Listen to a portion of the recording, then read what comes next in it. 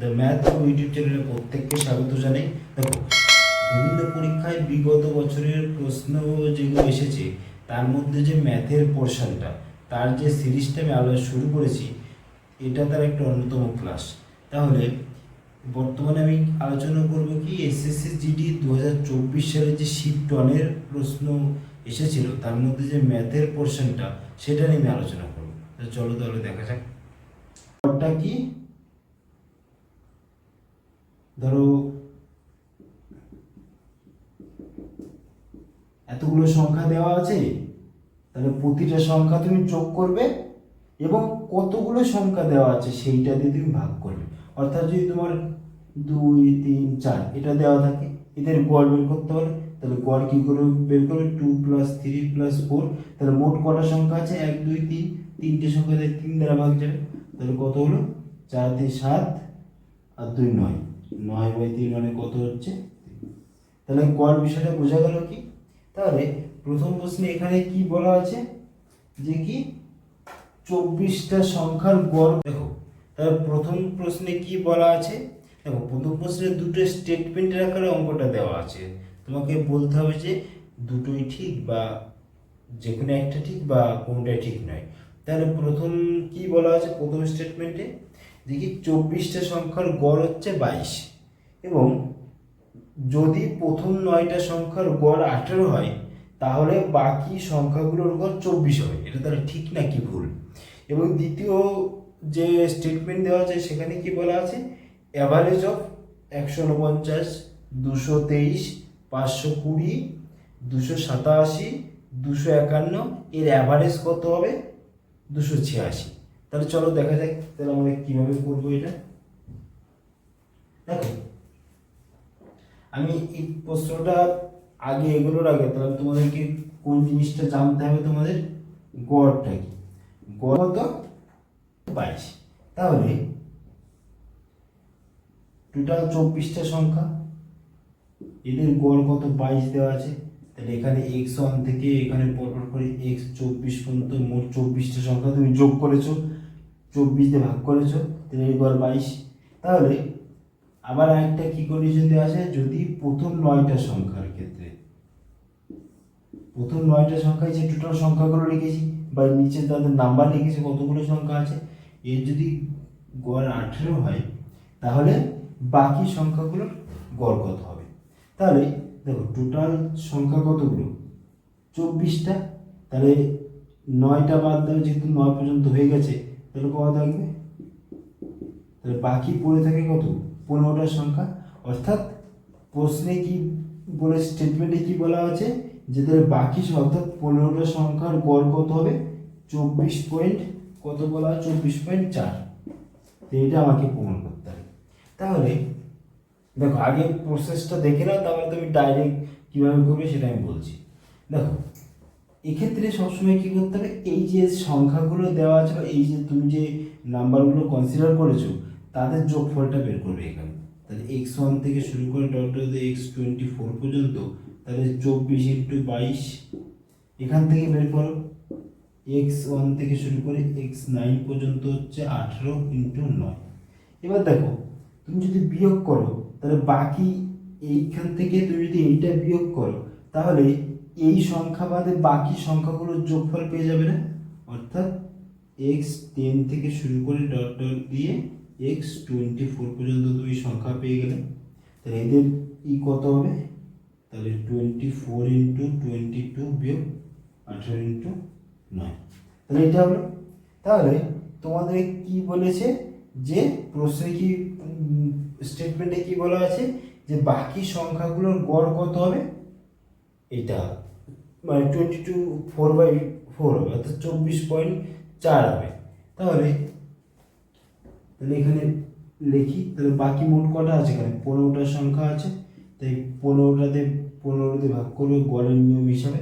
তাহলে এবার এক্ষেত্রে দেখো, তুমি 3 কমন নিয়ে নাও আর এখান থেকে 2 কমন নিয়ে নাও।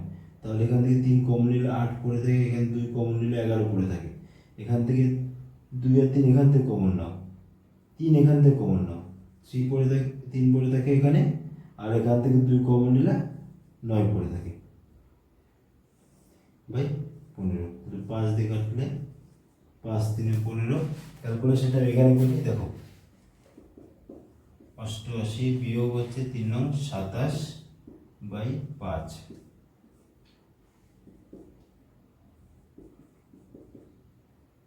7 8,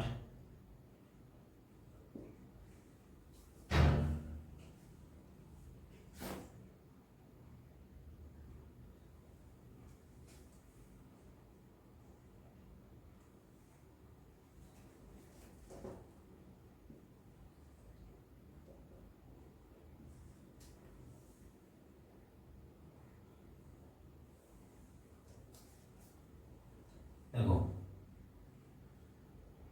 তাহলে এই ক্ষেত্রে আমরা কিভাবে দেখো এক্ষেত্রে যখন আর তুমি আবার গুণ করে ভাগ করবে সেটা করার দরকার নেই। তুমি কি করো, উপরে 4 বানিয়ে নিচে কত 10 লেখো, তাহলে এই দুই গুণে কত হবে 24.244, মানে 244 বাই 10, তাহলে অ্যাকচুয়ালি মান কত হবে 24.4 হচ্ছে না অ্যান্সার।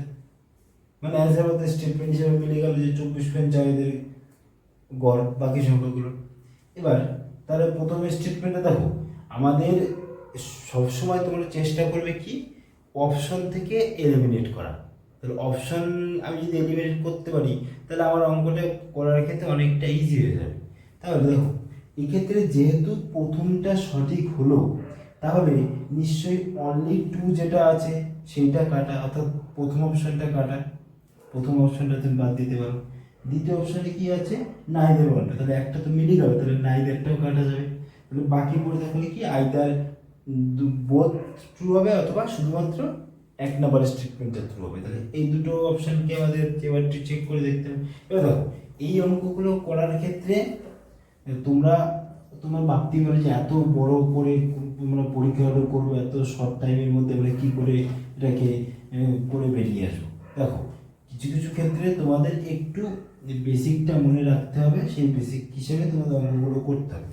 তাহলে দেখো যেহেতু মোট সংখ্যার ওখানে প্রশ্নে বলা আছে যে যে ধরো 22টা সংখ্যার 24টা সংখ্যার গড় 22, তাহলে তুমি 24 × 22 লেখো। তাহলে আমি কি জানি মোট সংখ্যার থেকে আরেকটা কি দেওয়া আছে যে প্রথম 9টা সংখ্যার গড় কত 18, তাহলে এটা লিখে তাহলে প্রথম 9টা সংখ্যার যোগফল পেয়ে গেল। তাহলে তুমি মনে মনে তোমাকে জানতেই হবে, তোমাকে এটা মনে রাখতে হবে যে কি মোট সংখ্যার থেকে আমি যদি প্রথম পোর্শনটা বাদ দিই তাহলে দ্বিতীয় পোর্শনটা পেয়ে যাবো। তাহলে এটার থেকে এটা বাদ যখন দেব এটা, এবার যেহেতু দ্বিতীয় পোর্শন প্রথম পোর্শনটা বাদ দেওয়ার পরে দ্বিতীয় পোর্শনে মাত্র 15টা সংখ্যা থাকে, তাই গড় বের করতে গেলে কি 15 দিয়ে ভাগ করতে হবে। তুমি দেখো এত বড় বড় গুণ তুমি গুণ করতেই পারো, তুমি এত বড় বড় গুণ করে তুমি মান লিখতেই পারো, কিন্তু সেটা করো না। আমরা যতটা সহজে অঙ্কটার ক্যালকুলেশনটা করা যায় সেটা আমি চেষ্টা করব। তাহলে আমি দেখো এখান থেকে 3 কমন নিতে পারি, এখান থেকে 3 কমন নিতে পারি, 3 কমন নিলাম, এখান থেকে 2 কমন নিতে পারি, এখান থেকে 2 কমন নিতে পারি। তাহলে কমন নিলাম, এখানে 3 কমন নিলে 8 পড়ে থাকে, এখানে কত পড়ে থাকে 11, এখানে 3 কমন নিলে পড়ে থাকে 3, এখানে 2 কমন নিলে পড়ে থাকে হচ্ছে 9 বা 15। দেখো কাটলে এখানে 5 বার কাটে, 2/5 আসছে এখানে 88 বিয়োগ হচ্ছে 27 হচ্ছে 61 হচ্ছে 2/5। এবার তুমি আবার কি গুণ করে তারপরে ভাগ করে এরকম করবে না, এখানেও যদি 5 থাকে সেক্ষেত্রে একটা আলাদা টেকনিক তুমি অ্যাপ্লাই করতে পারো। তাহলে উপরে 4 লিখে নিচে 10 লিখতে পারি, এটাকে উপরে নিচে 2 দিয়ে গুণ করলাম, তাহলে 61 হচ্ছে। তাহলে এই দুটো গুণ করলে কত পাচ্ছি 244 পাচ্ছি না বাই 10, তাহলে এটা মানে কি 24.4 হলো না অ্যান্সার। মানে প্রথম স্টেটমেন্টে তাহলে ঠিক ঠিক তাহলে কি তুমি দেখো এইটা এত কিছু লিখে বা পরীক্ষা হলে তেমন কম্পিটিটিভ পরীক্ষাগুলোতে কিন্তু লিখে লিখে করার জায়গাটা আসবে না। তুমি কতটা সহজে কতটা শর্ট টাইমের মধ্যে, এখানে আমি তো লিখে লিখে প্রতিটা স্টেপ দেখাচ্ছি, তুমি হয়তো ডাইরেক্ট এই স্টেপ থেকে এই স্টেপে চলে আসতে পারো। সেটা তুমি যত ক্যালকুলেশনে ফাস্ট হবে তুমি তত এই স্টেপগুলো তুমি জাম্প করতে পারবে, স্টেপ জাম্প করতে পারবে। তাহলে এখানে কত বেরোলো প্রথম অপশানটা, মানে অ্যান্সারটা কত 24.4। এবার তাহলে দেখো দ্বিতীয় পোর্শনে কি বলেছে দ্বিতীয় স্টেটমেন্টে কি বলা আছে, অ্যাভারেজ অফ 149। তাহলে দেখো এটা আমি একটু মুছে দিই। দেখো অ্যাভারেজ অফ কত বলা আছে, 149 প্লাস 223 প্লাস 520 প্লাস 287 প্লাস 251। এবার দেখো গড় কি করে বের করে, তাহলে মোট কত সংখ্যা আছে, 1 2 3 4 5, তাহলে 5টা সংখ্যা যেহেতু আছে তাই 5 দিয়ে ভাগ করে আমি গড় পেয়ে যাব। এবার দেখো তোমাকে কি বলা আছে যে এর গড় কত হবে, তোমাকে প্রমাণ করতে হবে 286 হবে। এবার দেখো তুমি আরেকটা ট্রিক্স এখানে কি অ্যাপ্লাই করতে পারো, তুমি যদি দেখো কোনোভাবে যে এদের গড়টা এটা হচ্ছে না, তাহলে তুমি কি বলতে পারবে শুধুমাত্র একটাই ঠিক, যেটা হচ্ছে 2 নম্বরের স্টেটমেন্ট ছিল সেটা ভুল। তাহলে সেইটা করার জন্য তুমি এখানে কি করবে, সবসময় এখানে ইউনিট ডিজিটগুলো যুক্ত কর। দেখো তাহলে ইউনিট ডিজিট কত আছে, 9 3 7 1, তাহলে কি 10 20, অর্থাৎ লাস্টে শূন্য আসছে মানে 5 দ্বারা ভাগ যাবেই। তা তুমি বুঝতে পারলে যে কি, যে ভাগ যাচ্ছে, যেহেতু ভাগ যাচ্ছে তাহলে আমরা বলতে পারি কি আইদার এই মানটাও ভাগ করে আসতে পারে বা অন্য মানটা আসতে পারে। তাহলে কিন্তু তোমরা যদি দেখতে ভাগ যার ঘরে শূন্য না এসে 3 আসতো, তাহলে কিন্তু কখনোই 5 দ্বারা ভাগ যেত না। 5 দ্বারা তুমি তখনই ভাগ যাবে যখন ইউনিট ডিজিট 0 বা 5 থাকবে।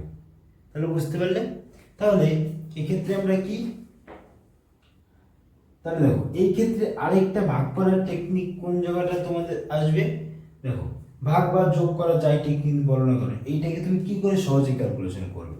দেখো আগে আমি কি করব, যেটা শতকের ঘর সেটা এখানে বিচার করব।